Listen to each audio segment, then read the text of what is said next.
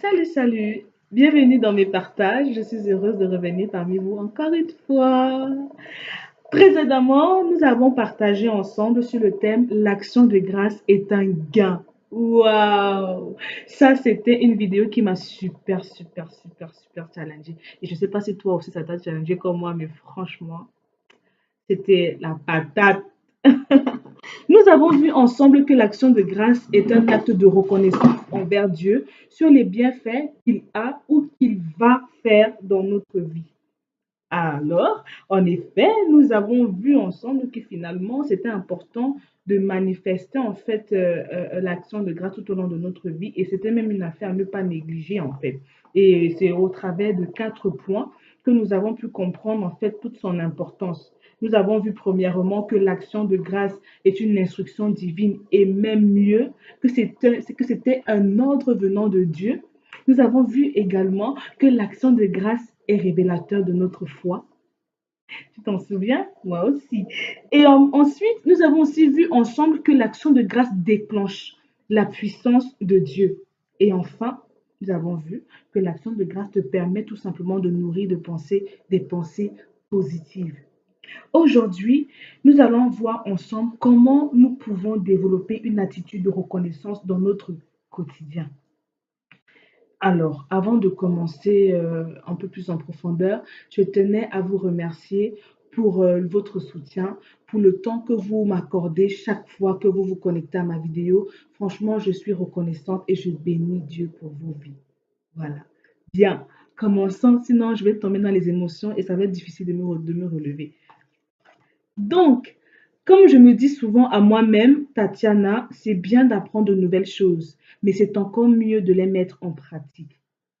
Et je me suis donc posé la question parce que j'ai vu précédemment que l'action de grâce est un gain. Ça m'a challengée et je me suis dit, mais qu'est-ce que je peux bien mettre en place de façon concrète pour demeurer en fait dans l'action de grâce, pour pouvoir vraiment instaurer l'action de grâce dans ma vie en fait. Donc, j'ai commencé à faire des recherches et j'ai commencé à observer particulièrement la vie de l'apôtre Paul dans la Bible.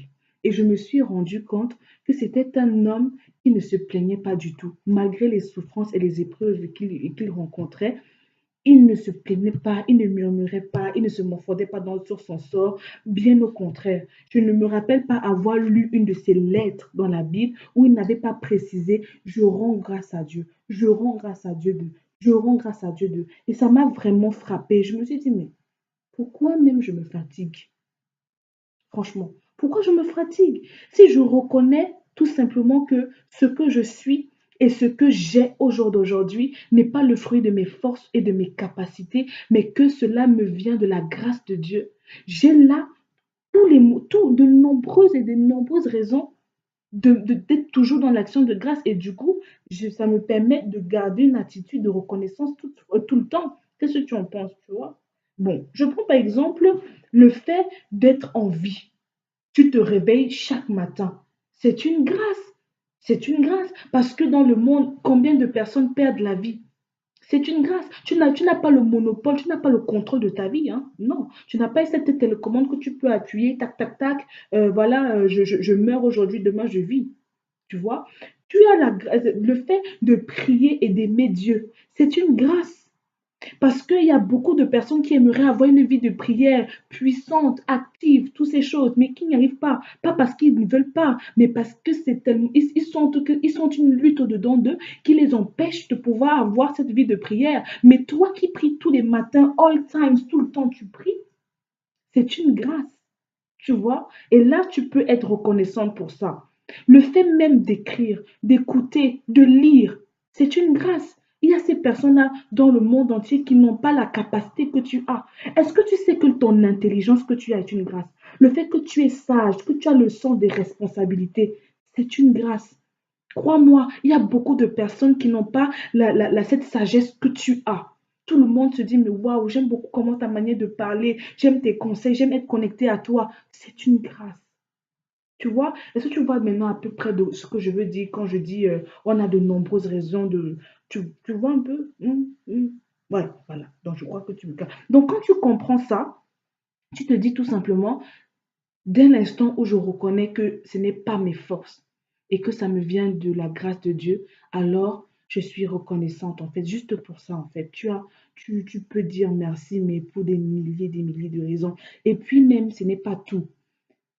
Ça te permet aussi de ne pas tout le temps murmurer. Ça te permet de ne pas te morfondre sur ton sort.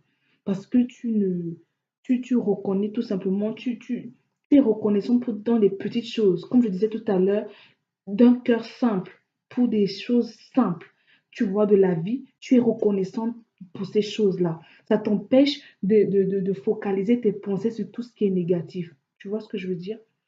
Et tu vas me dire que oui, mais c'est bien, tu sais, hein, c'est toujours facile de dire merci à Dieu quand tout va bien. Et je vais te dire que tu as raison. Tu as raison. C'est toujours facile de dire merci quand ça va. Mais quand ça va pas, qu'est-ce qu'il en est? Quand tout va mal, quand tout va mal, est-ce que tu as encore envie de dire, oh Dieu, je te rends grâce, merci Seigneur? Non. Tu as plus envie que l'épreuve s'arrête. Tu as plus envie qu'on t'enlève cette épine qui te fait du mal. Tu as plus envie qu'on te perce l'abcès et que tu arrêtes de souffrir. Tu n'as pas envie de dire merci. Et pourtant, c'est possible de demeurer dans l'action de grâce même quand tout va mal. C'est possible. Et je vais même te donner un exemple. Juste, je vais prendre cet exemple dans la parole de Dieu. Et je vais t'amener juste dans le livre des psaumes, chapitre 103, à partir du verset 1. Je lis, mon âme bénit l'Éternel, que tout ce qui est en moi bénisse son saint nom. Mon âme bénit l'Éternel. C'est lui qui te... et n'oublie aucun de ses bienfaits. Pardon. Et n'oublie aucun de ses bienfaits. Là, il s'agit du roi David. Et je ne sais pas en fait dans quelle version tu vas pouvoir retrouver cette référence biblique, mais dans ma version tout en haut, il est écrit les bienfaits de Dieu envers les affligés. Donc là, déjà, on voit le contexte, on peut comprendre que c'est un contexte un peu compliqué, tu vois. Donc, qu'est-ce qui s'est passé? Le roi David, il a une attitude un peu particulière. Au lieu de pleurer, au lieu de s'inquiéter, il s'est dit en lui-même, bénis l'Éternel. Il a commencé à déclarer des paroles qui le motivaient lui-même. Toi, tu peux faire ça, toi? Genre, tu es dans une situation financière compliquée. Au lieu de trouver une solution, tu te dis bénis l'Éternel. Tu penses que c'est possible pour toi? Et pourtant, c'est possible. Regarde, il dit bénis l'Éternel. Il regarde dans son cœur, il parle à son cœur, il parle à son âme. Il dit bénis l'Éternel. N'oublie aucun de ses bienfaits. Il a commencé à proclamer des paroles positives. Il rappelle à son âme, en fait. Et je continue juste le passage, juste pour que tu comprennes bien. Il dit, mon âme bénit l'Éternel et n'oublie aucun de ses bienfaits. Et il dit, c'est lui qui pardonne toutes tes iniquités, qui guérit toutes tes maladies. Tu vois, il rappelle à son âme tout ce que l'Éternel a fait pour lui. Il se nourrit des paroles positives.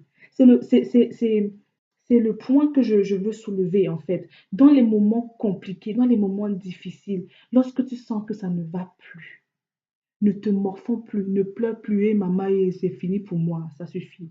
Dis que tu vas y arriver. C'est une mauvaise passe. Le soleil va se lever. Tu n'as pas encore vu une nuit aussi longue. Un jour là, le soleil se lève. Tu vois ce que je veux dire?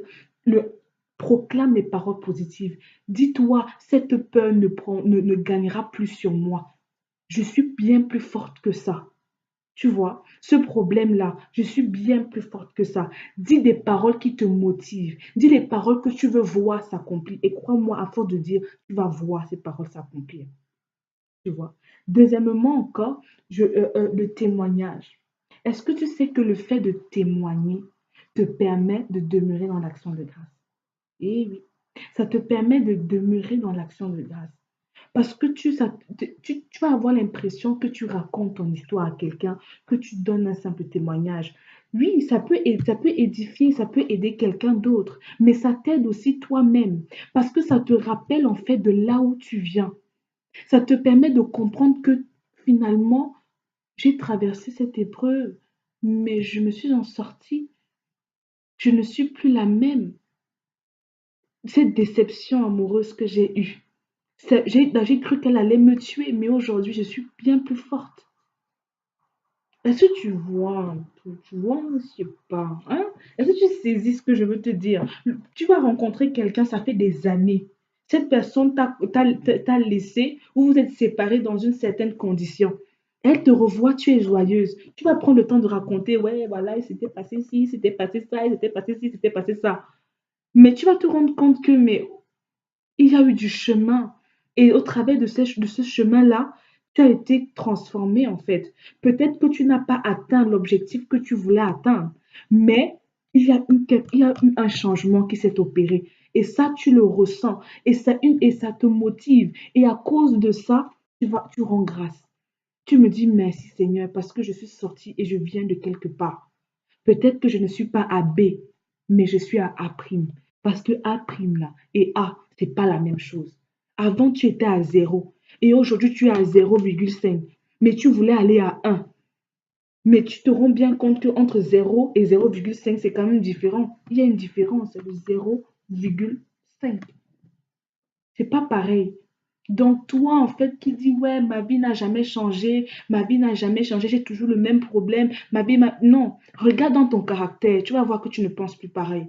Regarde dans ta manière de parler, tu vas voir que tu ne parles plus pareil. Donc, ta vie a changé. Ta vie a changé, rends grâce. Sois reconnaissant, ta vie a changé. Et un dernier petit point, pour que tu sois un peu plus dans la joie, comme moi, à ce moment, hein, le chant. Le chant aussi. Le chant est un bon moyen de garder une attitude de reconnaissance dans sa vie. Et tu sais même que le chant est excellent, même en psychiatrie. On conseille le chant, on conseille la musique. La musique apaise. On dit souvent que la musique adoucit les mœurs. Je ne sais pas si toi tu as déjà entendu ça, mais moi j'ai souvent entendu ça. La musique adoucit les mœurs. Et parfois même dans certaines séances et tout, on met la musique et ça apaise. Ça apaise. C'est important de sélectionner le genre de musique qu'on veut écouter. Parce que la musique, c'est influence. Tatiana, je vais arrêter de ce débat, je m'égare. On en reparlera plus tard. Donc, je disais que c'était important de chanter. Chante des louanges à l'Éternel. Dis des bienfaits. Chante. Quand tu sens que tu es dans la tristesse, ne va pas écouter aussi une musique qui va te rendre encore plus triste. Non, mais écoute des musiques qui vont te donner du peps, qui vont te donner de la joie, qui va te faire sourire, qui va même te faire rire. Tu vas voir, tu vas te rendre compte que, ah, j'étais mal en point tout à l'heure, mais il y a quelque chose qui s'est passé. Maintenant, je revis. Maintenant, j'ai une force en moi qui est descendue, en fait. Tu vois ce que je veux dire? Donc oui, le chant est aussi, c'est important. C'est bien, en fait, de pouvoir chanter et chanter. Enfin, je crois que j'appuie trop le mot chanter parce que j'aime chanter, mais il faut que j'arrête ça, hein. Donc voilà, en fait. Donc voilà. Donc ça fait tous ces petits astuces, en fait, que moi, j'ai pu trouver et qui me permettent donc de développer une attitude de reconnaissance. Est-ce que toi, tu penses que tu peux les appliquer?